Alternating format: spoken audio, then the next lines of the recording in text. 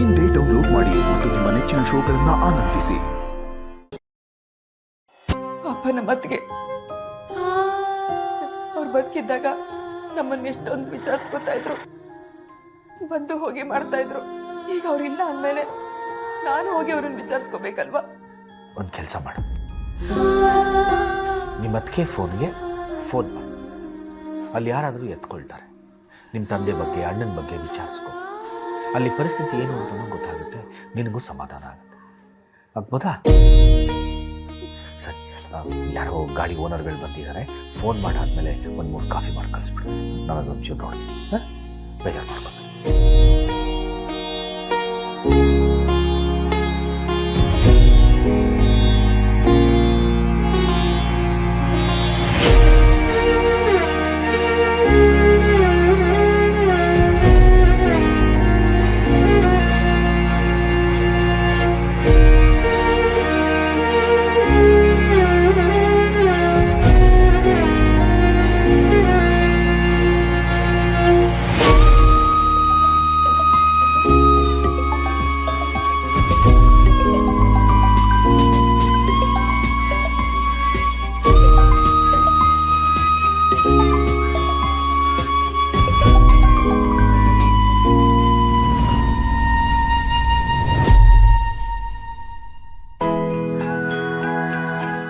ಹೇಗಿದ್ದೀಯಣ್ಣ?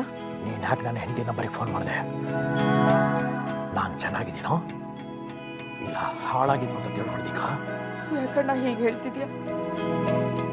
ನಿನಗೆ ನನ್ನ ಮೇಲೆ ಕೋಪ ಇದೆ ಅಂತ ಗೊತ್ತು, ಅದಿನ್ಯಾವತ್ತೂ ಹೋಗೋದಿಲ್ಲ ಅಂತನೂ ನನಗೆ ಗೊತ್ತು. ಗೊತ್ತಾದ್ಮೇಲೆ ಯಾಕೆ ಫೋನ್ ಮಾಡಿದೆ? ಹೇಳು ಫೋನು. ಅಣ್ಣ, ಒಂದು ನಿಮಿಷ ನನ್ನ ಮಾತು ಕೇಳೋಣ. ನಾವತ್ತು ನಿಮ್ಮ ಮನೆಗೆ ನಾವೇ ಬರಬೇಕು ಅಂತ ಬಂದಿದ್ದಲ್ಲ, ಅದಕ್ಕೆ ನನ್ನ ಹತ್ರ ಭಾಷೆ ತಗೊಂಡ್ರು. ನಮ್ಮನೇಲಿ ಇವ್ರ ಹತ್ರ ಮಾತಾಡಿ ಬರಲೇಬೇಕು ಅಂತ ಹಠ ಮಾಡಿದ್ರು.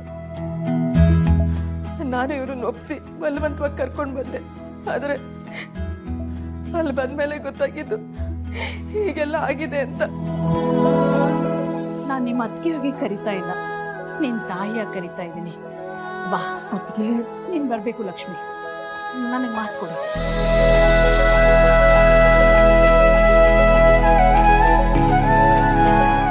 ಅದಕ್ಕೇನು ಕಳ್ಕೊಂಡು ನೀನೆಷ್ಟು ದುಃಖದಲ್ಲಿದ್ಯೋ ಅದಕ್ಕಿಂತ 2 ದುಃಖದಲ್ಲಿ ನಾನಿದ್ದೀನಿ. ಚಿಕ್ಕ ವಯಸ್ಸಲ್ಲೇ ತಾಯಿನ ಕಳ್ಕೊಂಡು ನನಗೆ ನೀನು ತಾಯಿಯಾಗಿದ್ದೆ. ಅದಕ್ಕೆ ಬಂದ್ಮೇಲೆ ಆ ತಾಯಿ ಸ್ಥಾನನ ತುಂಬಿದ್ರು. ಈಗ ಅಂತ ತಾಯಿನ ಕಳ್ಕೊಂಡು ನಾನು ಅನಾಥೆ ಆಗ್ಬಿಟ್ಟಿದ್ದೀನಿ.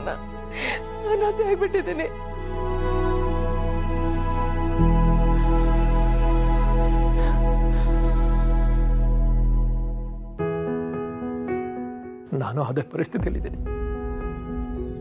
ನನ್ನ ಮನೆ ಬೆಳಕಾಗಿದ್ಲಲ್ಲ ಅಂತ ಈಗ ಅವಳಿಲ್ದೆ ಎಲ್ಲ ಕತ್ಲಾಗಿದೆ.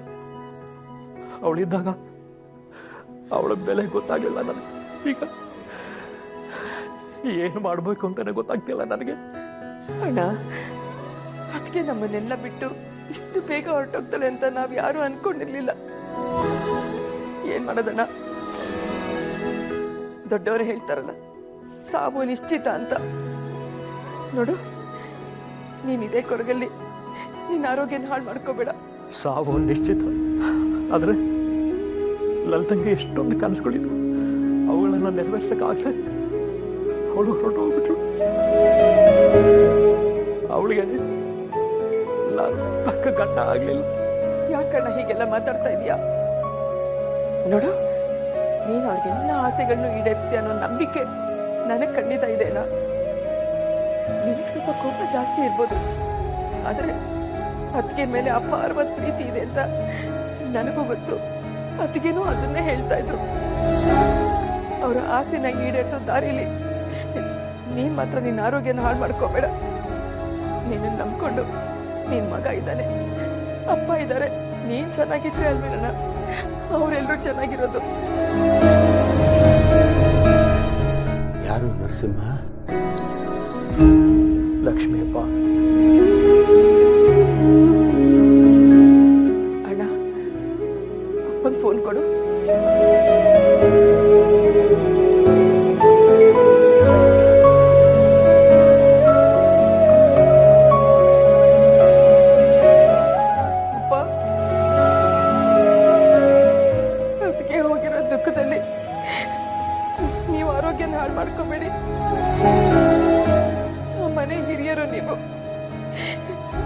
ನೀವೇ ಎಲ್ರೂ ಚೆನ್ನಾಗಿ ನೋಡ್ಕೋಬೇಕಪ್ಪ.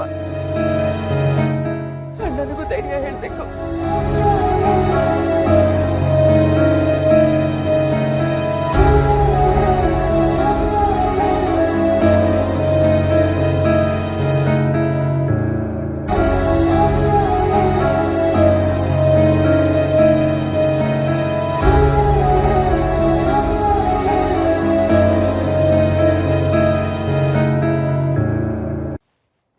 ಒಂದು 5 ನಿಮಿಷದ ಟೈಮ್ ಕೊಡುವ ಮಾರ ನನಗೆ.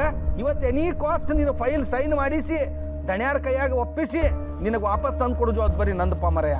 ಅರ್ಥ ಮಾಡ್ಕೊಡು. ಒಂದು 10 ಸಲ ಫೋನ್ ಮಾಡ್ತೀಪ್ಪ ನೀನು. ಆಯ್ತಾಯ್ತು, ಮಾಡ್ತೀನಿ ನಿನ್ನ. ಅಲ್ಲೋ ಮರ, ಮಾತಿಗೆ ನಾಳೆ ಬಾ ಅಂತ ಹೇಳಿ ಕಳ್ಸಿದ್ರೆ ಬೆಳಿಗ್ಗೆ ಅದು ಹಾಜರಾಗ್ಬಿಟ್ಟಲ್ಲೋ ನೀನು. ಸರ್ ತುಂಬ ಇಂಪಾರ್ಟೆಂಟ್ ವಿಷಯ ಸರ್. ನಾನು ಅವ್ರ ಹತ್ರ ಮಾತಾಡಲೇಬೇಕು ಸರ್. ಬೇಗ ಮಾತಾಡ್ಕೊಂಡು ಹೋಗ್ಬಿಡ್ತೀನಿ ಸರ್. ಪ್ಲೀಸ್ ಮೀಟ್ ಮಾಡಿಸಿ ಸರ್.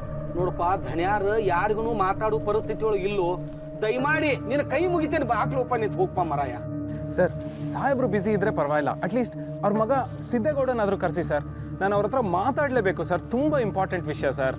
ನೋಡಪ್ಪ, ಅವ್ರು ಇಲ್ಲ ಅಂತಂದ್ರು ನೀ ಕೇಳುವಲ್ಲಿ. ಯಾವ ವಿಷಯ ಹೇಳಾಕ್ ಬಂದಿ ಅದನ್ನ ನನ್ನ ಮುಂದೆ ಹೇಳಂದ್ರು ಅದು ನೀ ಕೆಲಸ ಮಾಡುವಲ್ಲಿ. ನೋಡಪ್ಪ, ಹಿಂಗಾದ್ರೆ ಕೆಲಸ ಬಗೆಯಿರೋದಿಲ್ಲ. ದಯಮಾಡಿ ಸಾಹೇಬ್ರು ಬರೋದ್ರಾಗ ನಿಮ್ಮ ಮನೆಗೆ ಹೋಗು. ನೋಡಿ, ನೀವು ಅವ್ರನ್ನ ಮೀಟ್ ಮಾಡಿಸದೇ ಇದ್ರೂ ಪರವಾಗಿಲ್ಲ. ಅಟ್ಲೀಸ್ಟ್ ನಾನೊಂದು ಲೆಟ್ರು ಬರ್ಕೊಡ್ತೀನಿ. ಅಟ್ಲೀಸ್ಟ್ ಅದನ್ನಾದ್ರೂ ಅವ್ರ ಕೈಗೆ ತಲುಪಿಸ್ತೀರಾ? ನೀ ಏನ್ ನನಗೆ ಬಿಡೋನ್ ಕಾಣೋಂಗಿಲ್ಪ ಮಾರಾಯ ನೀನು.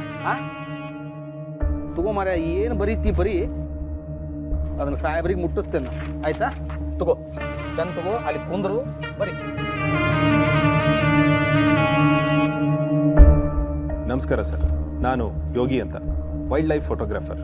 ಸರ್, ಇದು ಆಕ್ಸಿಡೆಂಟ್ ಮಾಡಿರೋ ಕೇಸ್ಗೆ ಸಂಬಂಧಪಟ್ಟ ವಿಷಯ. ಅದಕ್ಕೆ ಸಂಬಂಧಿಸಿದ ಸಾಕ್ಷಿ ನನ್ನ ಹತ್ರ ಇದೆ. ಇದನ್ನು ಹೇಳೋಣ ಅಂತ 2 ಸಾರಿ ನಿಮ್ಮ ಮನೆ ಹತ್ರ ಬಂದೆ, ಆದರೆ ನೀವು ಬ್ಯುಸಿ ಇದ್ದೀರಾ ಅಂತ ಮೀಟ್ ಮಾಡೋಕ್ಕೆ ಆಗಲಿಲ್ಲ. ಸರ್, ನಿಮ್ಮನ್ನು ಆಕ್ಸಿಡೆಂಟ್ ಕೇಸಲ್ಲಿ ಫಿಟ್ ಮಾಡಿದಾರಲ್ಲ, ಅದರಲ್ಲಿ ನಿಮ್ಮ ತಪ್ಪು ಏನೂ ಇಲ್ಲ. ನೀವು ನಿರಪರಾಧಿ ಅಂತ ಪ್ರೂವ್ ಮಾಡೋಕ್ಕೆ, ನಿಮ್ಮನ್ನು ಜೈಲು ಶಿಕ್ಷೆಯಿಂದ ಪಾರು ಮಾಡೋಕ್ಕೆ ನನ್ನ ಹತ್ರ ಎಲ್ಲ ಸಾಕ್ಷಿನೂ ಇದೆ. ಅದಕ್ಕೆ ನಿಮ್ಮ ಹತ್ರ ನೇರವಾಗಿ ಮಾತಾಡಬೇಕು ಅಂತ ಅಂದ್ಕೊಂಡಿದ್ದೀನಿ. ಪ್ಲೀಸ್ ಸರ್, ಈ ಲೆಟರ್ ನೋಡಿದ ಮೇಲೆ ಈ ಕೆಳಗಿರೋ ನಂಬರ್ಗೆ ಫೋನ್ ಮಾಡಿ ಭೇಟಿ ಆಗೋಣ ಸರ್. ಇಂತಿ ಯೋಗಿ.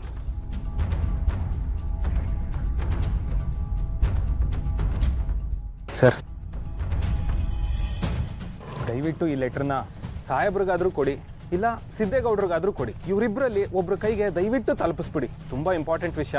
ದಯವಿಟ್ಟು ಕೇರ್ಲೆಸ್ ಮಾಡಬೇಡಿ ಸರ್. ಮರ, ನೀ ಇಷ್ಟು ತಲೆ ತಿಂದಿಯಲ್ಲ, ನಾ 100% ಲೆಟರ್ ಕೊಡ್ತೇನೆ ಮರ. ದಯಮಾಡಿ ಮನೆಗೆ ಹೋಗ್ಪ. Thank you sir, thank you.